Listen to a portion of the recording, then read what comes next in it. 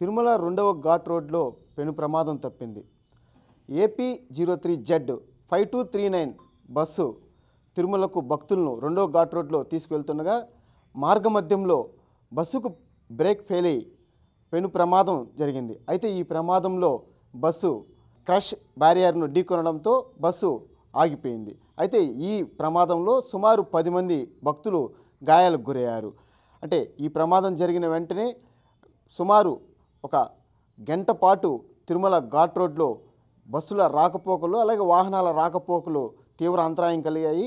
అయితే ఎక్కడికక్కడ వాహనాలన్నీ ఆగిపోవడంతో భక్తులకు తెలియని పరిస్థితి నెలకొనింది. అంటే ఇప్పటికే తిరుమలకు సంబంధించి తిరుపతిలో యొక్క టికెట్ల జారీ విషయంలో జరిగిన అపశృతి, అలాగే ఈరోజు ఉదయం తిరుమల లడ్డు కౌంటర్లో 47వ కౌంటర్లో జరిగిన అగ్ని ప్రమాదం, ఆ తర్వాత ఆ వెనువెంటనే ఈ యొక్క బస్సు ప్రమాదానికి గురవడం భక్తులను అటు స్థానికులను తీవ్ర ఆందోళనకు గురి చేస్తుంది.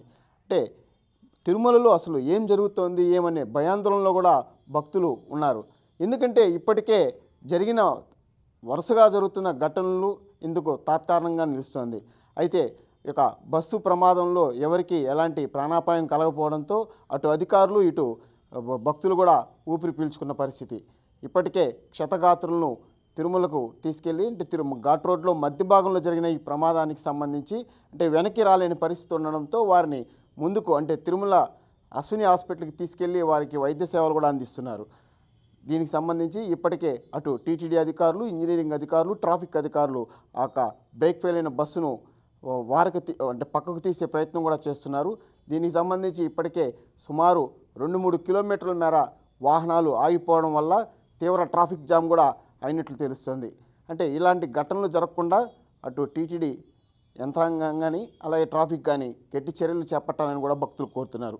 ఇదిలా ఉండగా టీటీడీకి మాత్రం పొగమంచు కారణంగా ఈ యొక్క ప్రమాదం జరిగి ఉండొచ్చని వాళ్ళు చెబుతున్నట్టు కూడా తెలుస్తుంది.